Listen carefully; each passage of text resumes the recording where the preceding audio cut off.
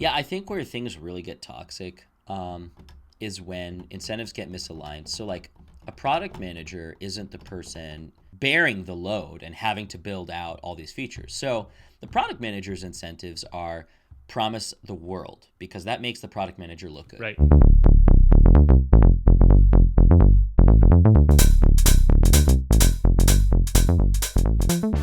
Hey everyone, welcome back to the Boss Radio podcast. For today's session, I thought it would be fun to talk about cutting corners in product development, both in terms of how it goes wrong and where you can get away with it. Right. One of my close friends, when he interviewed for his current job, I think one of the things he told them that impressed them the most is that as an engineer, he knows when to hack and when to engineer. Sure. So he knows what corners are safe to cut. Like, I'm not going to come back to this, or when I am going to come back to this, it's going to be so radically rebuilt that it's just fine to throw this code away. Like, nobody should be maintaining this. Totally. And being able to recognize the difference and then actually execute on that correctly is really a superpower as an engineer. It is. There's also a little bit of luck involved because I've been in situations where you build this like glued together code because you need to do it in 1 week, right? Yep. And then months go by and it turns out that like seed that you started with is the release production product now. Yes. And it's like, holy shit, I wish I had done things differently. Yes. It takes a little bit of a more experienced engineer to say, product person, you promised me this was just a prototype and now you're asking me to use this for, so here's what I'm going to tell you. Here's the line in the sand. You need to give me 2 months, right? And I'm going to rebuild this thing from scratch, but I'm going to do it the right way because if we don't do that now, this project will come to a screeching halt and you'll blame me. And I'm not going to be on the hook for this. If you don't like it, I walk. Totally. You know?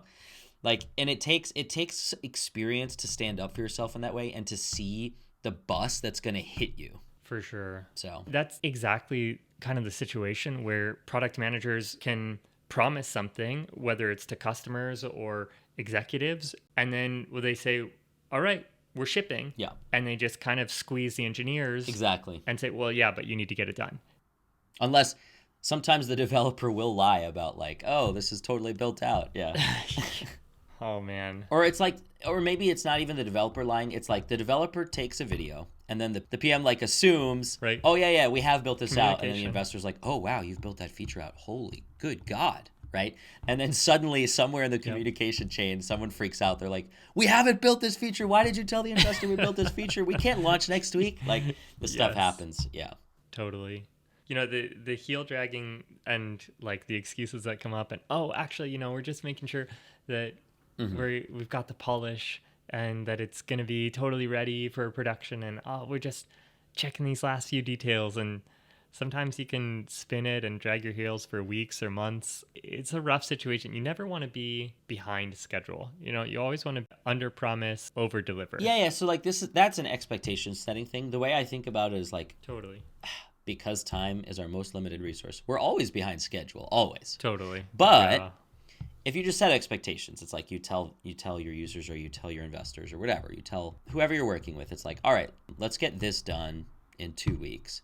And you know that you can get it done in 1 week. Sure. So like that's leaving yourself buffer to screw up, to encounter bugs you haven't seen before, to be wrong about the fact that this library is not going to get upgraded to the next major version bump, and that's going to throw your whole, you know, like there's all kinds of things. This is like the oldest saying in building software is like one of the hardest things is estimating how long it will take. So yeah, like don't overpromise. It's hard to recognize when you're overpromising because especially in engineering, we really prize accuracy and precision in communication. And so you really believe that it's going to take 2 weeks or 3 weeks or whatever. And then things come up that weren't anticipated. Yeah. And you can be honest through the whole process. But when people's expectations are set and you have the challenge of communication, especially you're going through multiple levels of reviews or leadership, that game of telephone can get pretty quickly distorted to the point where you said, hey, you know, I'll be ready to give you an estimate in 3 weeks. And someone on the other end of the line hears, yeah, we're ready to go to production. Yeah, I think where things really get toxic is when incentives get misaligned. So like a product manager isn't the person bearing the load and having to build out all these features. So the product manager's incentives are promise the world because that makes the product manager look good. Right. Right. So Exactly. it's like, I've seen really toxic things happen. I've seen a PM go to Twitter and announce, without consulting anyone, just announcing to Twitter, this is what we're going to release in 1 month. No way. Like, didn't consult the engineers, didn't consult anyone, and now the public, the news is out. We're building this, right? And all the engineers basically get out their pitchforks and they're like, oh yeah? Is that what you think we're going to do in a month? Let's have a little discussion, right? And now no one trusts that PM. Totally. Right. So that's something that can happen. Don't do this, folks. Like, come on, like, work as a team. You can't, like, don't, even if it's in your best interest to overpromise, just don't do it. Like, consult with the team. Make sure you have buy-in. That's your job. Of course, I completely agree with you here. But from the perspective of designers and engineers, obviously what other people do is completely out of your hands. And you never want to have to work with a PM or a manager who's going to overpromise like that. But at the same time, there are still ways to, over time, usually go back and kind of compartmentalize the bad code and at least comment it as like, this needs to be fixed. This is what I intended. Mm-hmm. But you're still going to have downtime. You're going to have some like regression tests that you have to run, and you have to like make sure that it's not broken. It's like Right. a lot of times, you know, your foundation, you don't want to touch it because Yep. everything's built on it. It's tough. So it's just a tough situation. And I think it really matters that the people you're working with have integrity. Yep. And it feels like, as we were saying in a previous episode, that you get what you measure. I think integrity, unfortunately, is not really measured all Right. that often, especially when it comes to like product management or management in general. It's more about results. Right. And what is a result is maybe not necessarily your employees' happiness. Yep. I don't want to believe that anybody would maliciously try and hurt their team or overpromise, knowing that it's going to be hurtful to the people they're working with. But at the same time, I've also seen situations where I've known PMs who knew that they were moving on or knew that they were going to get to that next step.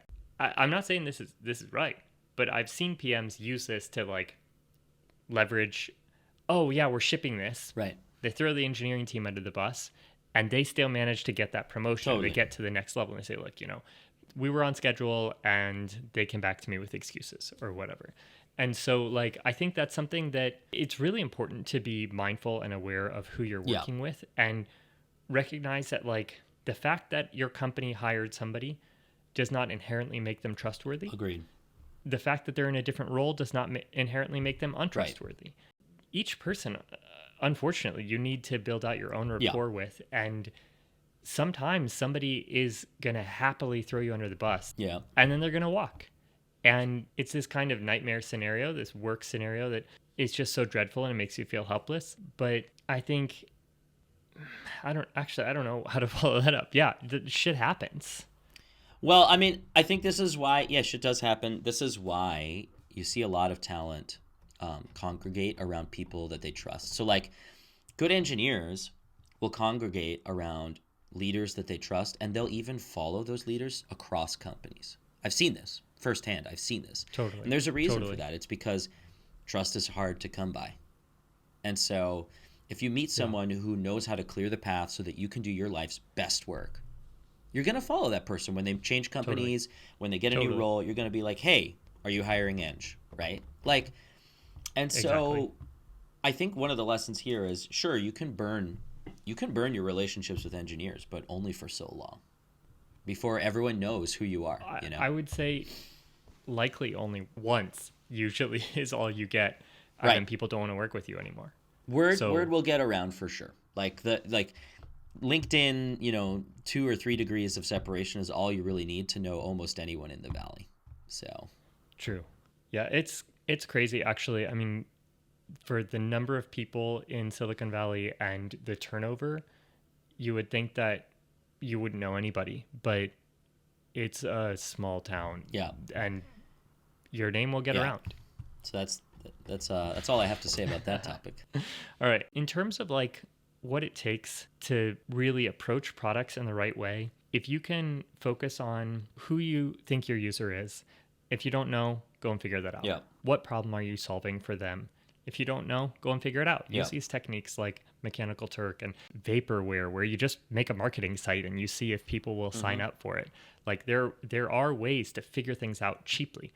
Go and do research and learn about what problem you're solving. And then really narrowly focus on, how is my customer going to benefit from this? What do they really need? And sometimes the thing you think you're making, it turns out to be not valuable at all. Right. But some auxiliary thing that you thought, this is just something to help myself. Yep. Turns out to be super valuable. That's the story of Slack. That's exactly where my mind went. Happens all the time. I don't know if people are familiar with the story or not, but the company actually started as a video games company. Right. But I guess their game failed, and all that was really left was the messaging service that they had built to keep in touch with each other. And because they were able to pivot, that turned into a really successful business for them. Totally. Yeah. So when it comes to making successful products, yes, the product, of course, matters. It's important to have a good market fit and to actually produce something that people want.